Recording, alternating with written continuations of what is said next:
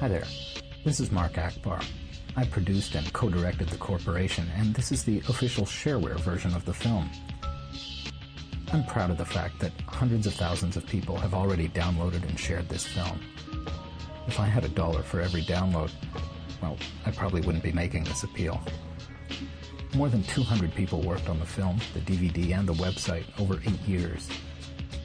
If you support the film, please support the filmmakers too. You can make a contribution, large or small, even a couple of bucks would help, at thecorporation.com. Thanks.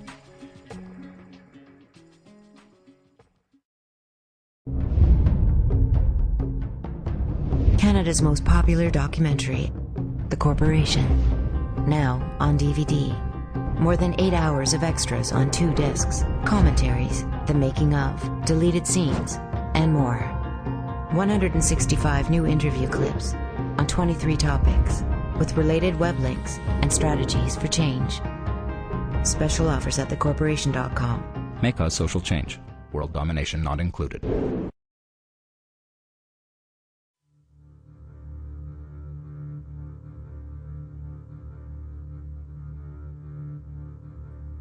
"150 years ago, the business corporation was a relatively insignificant institution. Today, it is all-pervasive.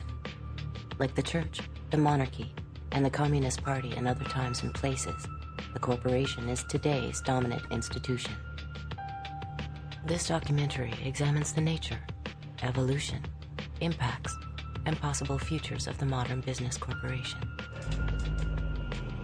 Initially given a narrow legal mandate, what has allowed today's corporation to achieve such extraordinary power and influence over our lives?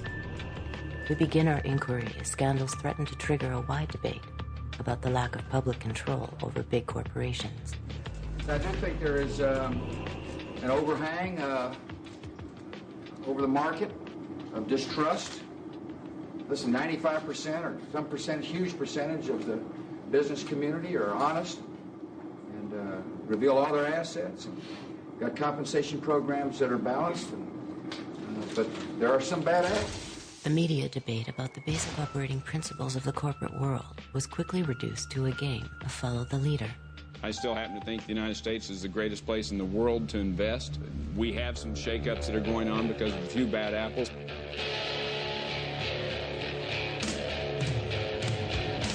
Some people call me a bad apple. Well, I may be bruised, but I still taste sweet.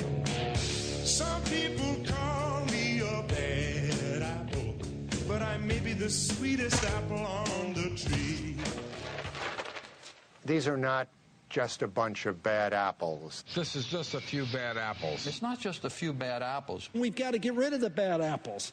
You can start with Tyco. Bad apples. We know all about WorldCom. Bad apples. Xerox Corporation. Bad apples. Arthur Anderson. Bad apples. Enron, obviously. Bad apples. Kmart Corporation. The fruit cart is getting a little more full. I don't think it's just a few apples, unfortunately. I think this is the worst crisis of confidence in business. What's wrong with this picture? Can't we pick a better metaphor to describe the dominant institution of our time? Through the voices of CEOs, whistleblowers, brokers, gurus and spies, insiders and outsiders, we present the corporation as a paradox, an institution that creates great wealth but causes enormous and often hidden harms.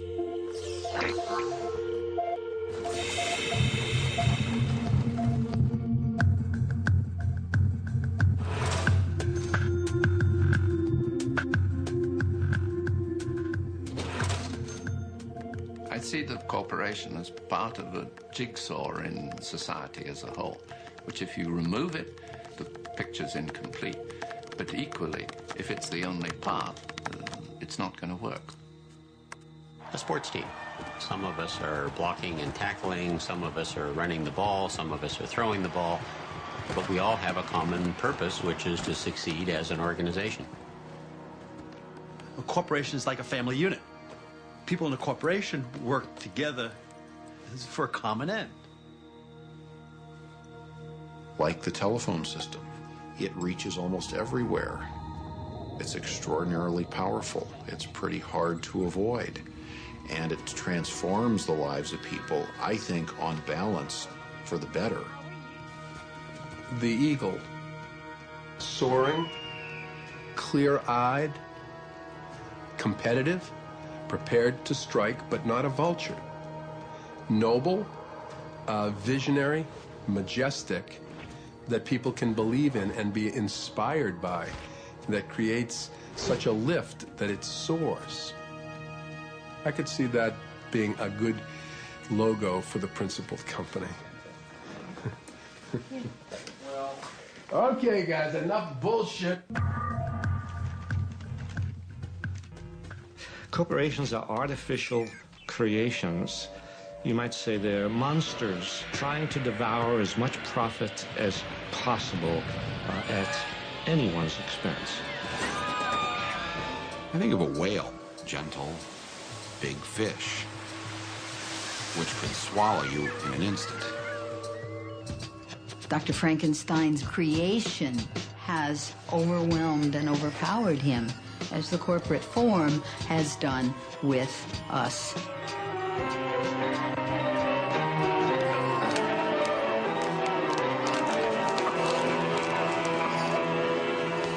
The word corporate gets attached in almost, in a pejorative sense to, and it gets married with the word agenda. And one hears a lot about the corporate agenda, as though it is evil, as though it is an agenda which is trying to take over the world. Personally, I don't use the word corporation. I use the word business. I will use the word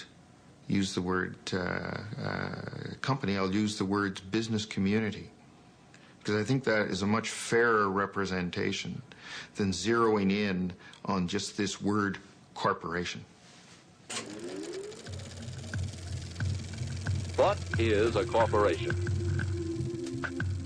It's funny that I've taught in a business school for as long as I have without ever having been asked so pointedly to say what I think a corporation is. It is one form of business ownership.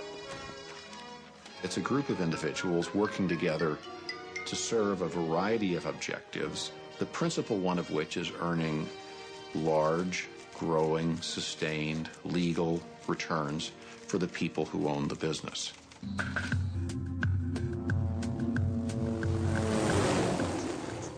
The modern corporation has grown out of the industrial age.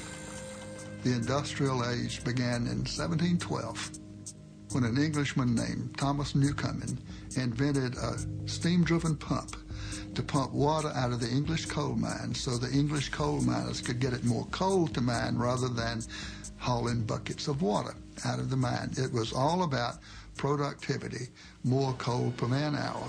That was the dawn of the industrial age, and then it became more steel per man hour, more textiles per man hour, more automobiles per man hour, and today it's more chips per man hour, more gizmos per man hour.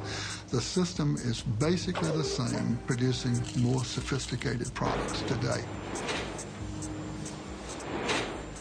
The dominant role of corporations in our lives is essentially a product of roughly the past century.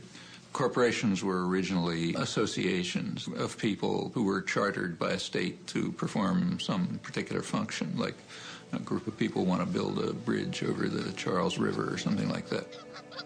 There were very few chartered corporations in early United States history. And the ones that existed had clear stipulations in their state-issued charters. How long they could operate, the amount of capitalization, what they made or did or maintained, a turnpike, whatever, was in their charter, and they didn't do anything else. They didn't own or couldn't own another corporation. Their shareholders were liable, and so on. In